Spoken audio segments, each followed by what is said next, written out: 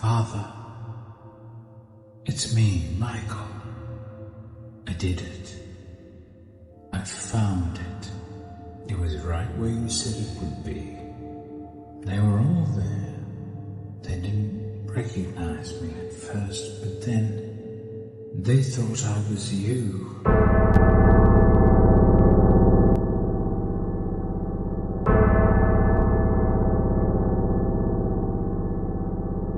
There's something about Michael Afton that has always bothered me. And I don't mean in the usual Five Nights at Freddy's way, not in a this character is mysterious sense or a Scott is hiding something sense. I mean structurally, narratively. Michael Afton is treated by the community as if his role is already solved, as if his entire purpose is locked in, as if we already know where his story is supposed to go. Redemption, regret, turning against his father, and for a long time I believed that too.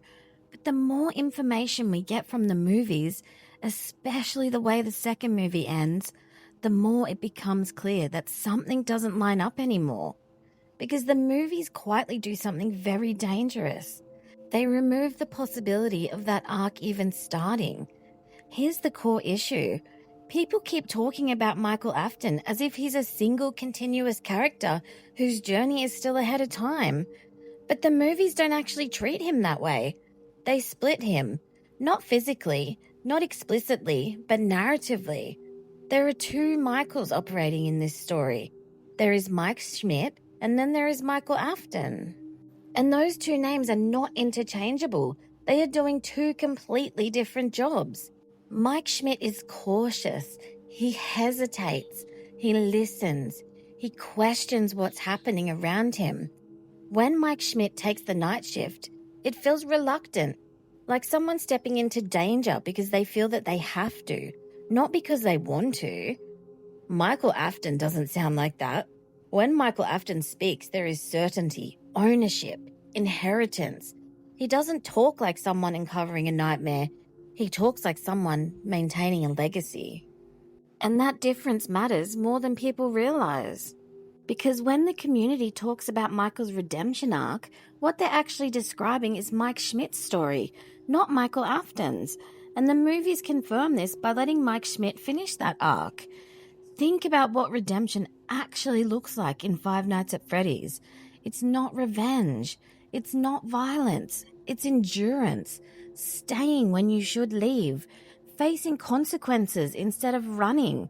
Helping others move on instead of holding them back.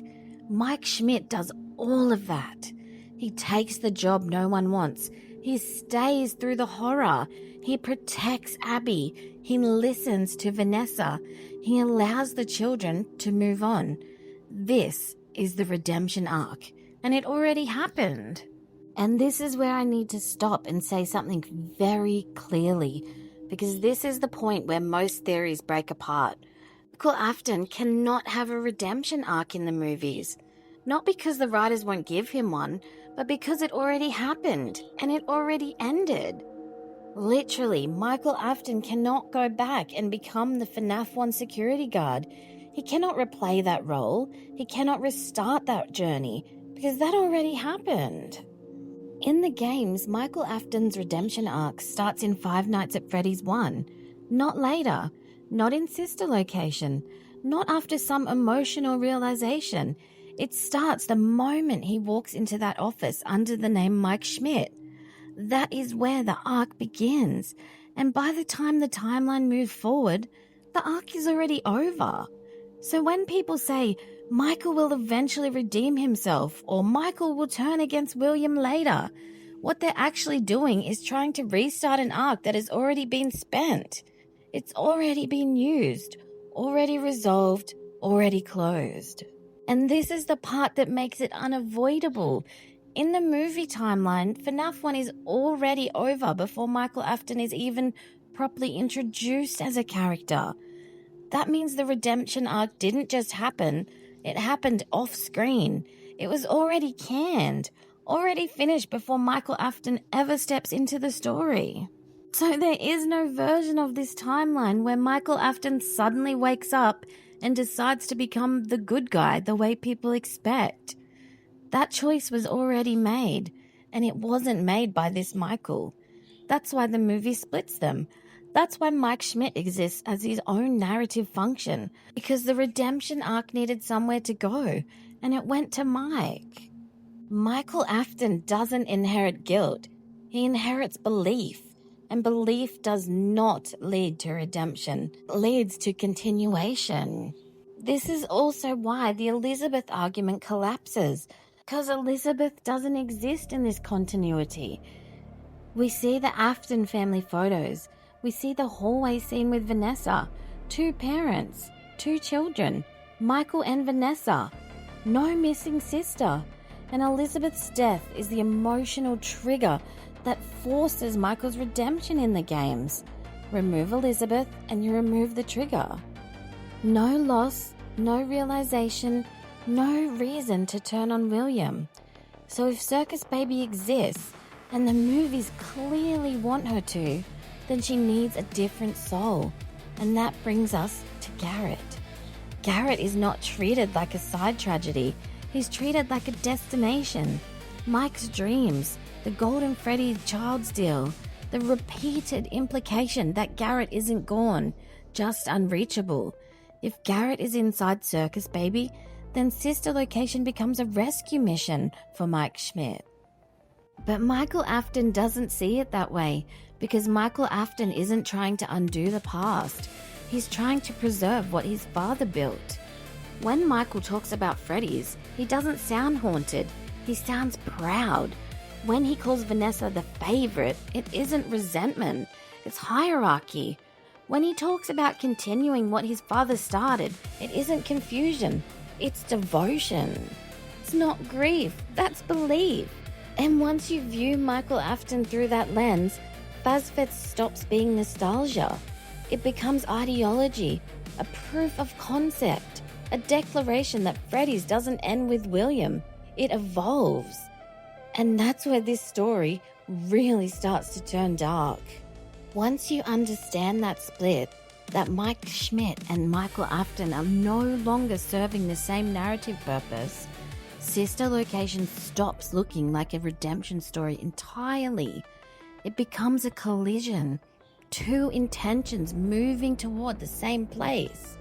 The same bunker, the same machines, the same secret, but for completely different reasons.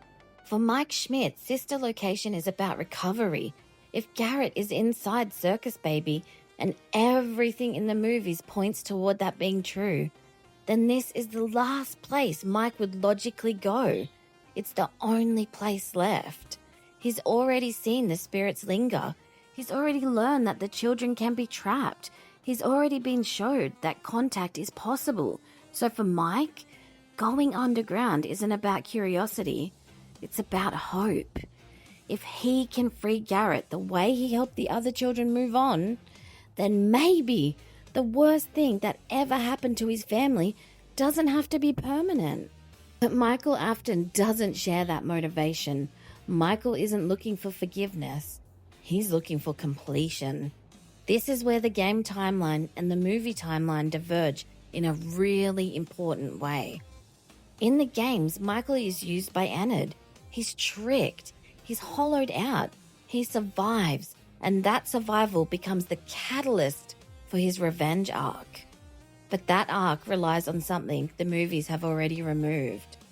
Regret. Because regret requires realization, and realization requires loss. Michael Afton doesn't lose Elizabeth in this continuity. He doesn't discover some hidden truth that breaks him. He doesn't reach a moment where everything collapses inward and forces him to choose differently. So there is nothing pushing him toward redemption, which means Sister Location can't end the same way. Instead of Anna taking Michael's body, Michael gives it, willingly. That sounds extreme at first, but sit with it for a moment. Because Michael Afton, as the movies present him, is not afraid of being consumed by the machines. He believes in them. He believes in what his father built. He believes the animatronics are more than human, not less. So the idea of becoming a part of them, of contributing himself to the system, That's not horror to him. That's purpose. This reframes Enid entirely. Enid isn't a parasite in this version of the story. He's an inheritance, a culmination. And Michael Afton isn't the victim. He's an offering. Meanwhile, Mike Schmidt is still there for Garrett. And this is where the emotional weight of sister location actually lands. Because Mike doesn't know, or at least doesn't fully understand what Michael is willing to do. Mike thinks this story will end with rescue. Michael thinks it ends with continuation. That difference matters because once Enid leaves the bunker, only one version of Michael walks away, and it isn't the one people are expecting. This also explains something that has always been awkward in the broader FNAF timeline. Why does the story keep going after William? Why does the horror escalate instead of resolving? Why does it feel like killing Afton never actually ends anything? Because William was never the end point. He was the origin. And Michael Afton is the vector. Once you remove the redemption arc, Michael becomes the connective tissue of the entire franchise. He's the reason Fazbear's Fright exists. He's the reason the past keeps being resurrected. He's the reason the machines never stay buried. And unlike William, Michael understands the system. William built it. Michael sustains it. This is also why Michael is so pivotal to what comes after Springtrap. Because once Michael is gone, belief doesn't disappear. It just changes hands. And that brings us back to the core idea that started this whole theory. Michael Afton was never meant to be redeemed. Not because the story forgot to redeem him, but because the story doesn't need him to be redeemed. It needs him to persist. If Mike Schmidt represents release, then Michael Afton represents legacy, and legacy is far harder to kill. At this point, there's usually one question that starts forming. If Michael Afton isn't being redeemed, and if Mike Schmidt isn't already doing the work of release, then what happens to everyone else? The puppet? The remaining spirits? Golden Freddy? Because those characters don't just disappear. And the answer is that they don't disappear. They reposition. Let's start with Puppet. The puppet has always been different. Even in the earliest games, the puppet isn't driven by revenge in the same way the others are. They don't chase, they don't stalk, they don't lash out randomly. They guide, they protect, they linger when they could move on. Not because they're trapped, but because they choose to stay. And that distinction matters a lot here. In the movie continuity, the puppet doesn't need Michael Afton to change. The puppet already knows he won't. That's the point. Instead, the puppet's role is to shepherd the souls that can be saved, which is why their alignment leads towards Mike Schmidt. Mike listens. Mike hesitates. Mike doubts himself. Those are traits the puppet can work with.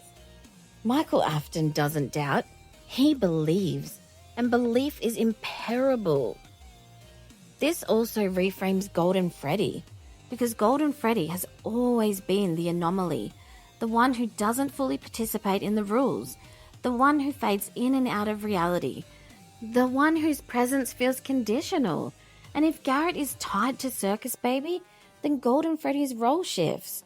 Golden Freddy is no longer just a container of rage. They become a bridge. We see this very clearly in the movies. The Golden Freddy child doesn't immediately attack Mike. They negotiate and they offer access. They understand that connection matters more than punishment. And that's important because it shows that not all spirits are aligned with vengeance anymore. Some of them want closure. This is why the ending of the second movie feels so deliberate. The children are allowed to move on. They say goodbye. And that moment is quiet. Not triumphant. Not explosive. Just finished. Which tells us something crucial. The story is no longer about freeing all the souls. It's about what happens when some souls move on and others choose not to. And Michael Afton is one of the ones who chooses not to. This is where Michael becomes the axis of the story, not the villain, not the hero, but the fixed point everything rotates around. William Afton was chaos, impulsive, obsessive, reckless. Michael is order. He organizes, he curates, he preserves. William created suffering accidentally, chasing immortality. Michael preserved suffering intentionally, chasing meaning. That makes him far more dangerous. This is why Michael doesn't need to be physically monstrous. He doesn't need glowing eyes or exposed endoskeletons. He doesn't need to jump scare anyone. His horror is structural. He's the reason the story never ends. Every time something should be over, Michael ensures it isn't. A closed restaurant becomes an attraction. A burned corpse becomes a relic. A tragedy becomes a tradition. And none of that requires him to be evil. It only requires him to believe that it matters. This is also why the franchise keeps returning to the same places, the same mascots, the same buildings, the same symbols, because Michael doesn't let them die. He doesn't let them rest. So when people ask why Five Nights at Freddy's keeps going, why the story doesn't resolve cleanly, why William's death never feels like an ending, the answer isn't narrative bloat, it's Michael Afton. And that brings us to the most important realization of all. Michael Afton doesn't oppose Mike Schmidt. He replaces him. Mike Schmidt is the version of this person who confronts the horror and tries to end it. Michael Afton is the version who survives that confrontation and decides the horror should continue. That is not redemption. That's succession. And once you see Michael that way, the future movies stop being mysterious. FNAF 3 isn't about killing Springtrap, it's about what survives him.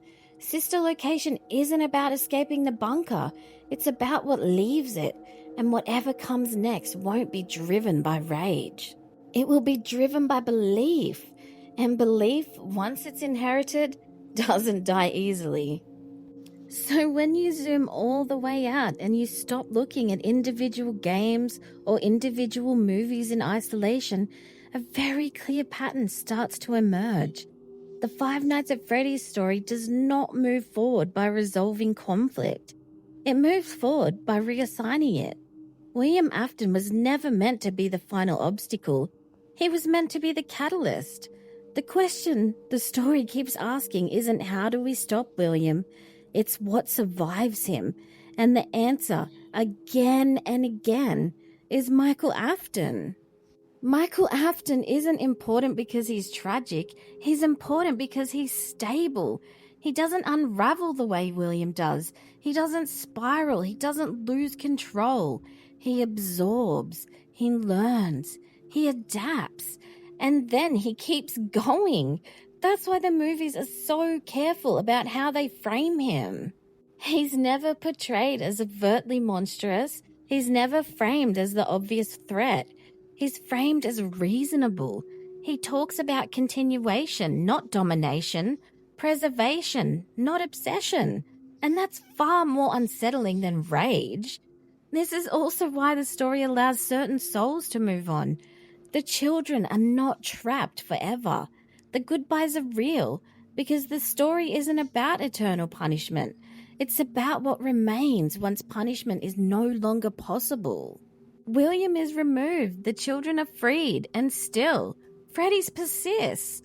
The persistence is the point. Michael Afton becomes the embodiment of that persistence, not because he's evil, but because he doesn't believe the story should end. This also reframes the future of the franchise in a really important way. If Michael Afton is still active, if he still believes in what Freddy's represents, then the next threats don't need to be haunted suits or resurrected killers. They can be systems, institutions, attractions, places where the past is repackaged and preserved under the guise of remembrance. And suddenly the horror becomes quieter, more subtle, more real. Because it's no longer about a man in a suit. It's about a legacy that refuses to die. And that's why Michael Afton doesn't need a redemption arc. Redemption would end his story, and the story isn't done with him. He isn't the monster in the dark hallway. He's the reason the lights keep turning back on. That's why Michael Afton is the most pivotal character in the movie timeline. Not because he commits the greatest evil, but because he ensures the cycle continues. So when you look ahead to FNAF 3, to Sister Location, to whatever comes after, the question isn't, will Michael turn against his father? The question is, what does the world look like after someone inherits belief instead of guilt? Because belief doesn't burn, it doesn't rot, and it doesn't die with the body. That's where the real horror of Five Nights at Freddy's lives now. Not in the animatronics, not in the jump scares, but in the idea that some stories don't end because someone refuses to let them. And Michael Afton is that someone.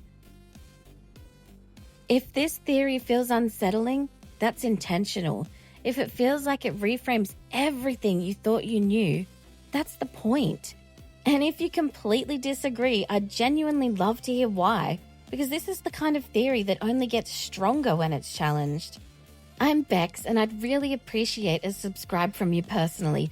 I'd love for us to grow this channel as a community, not trying to compete with the big channels breaking down the games, but focusing on the movies instead. Because honestly, I think this series is far more in-depth, far more thought out, and far more carefully put together than people are giving it credit for. And if we keep digging into it together, I think there are a lot more ideas here that haven't even been touched yet.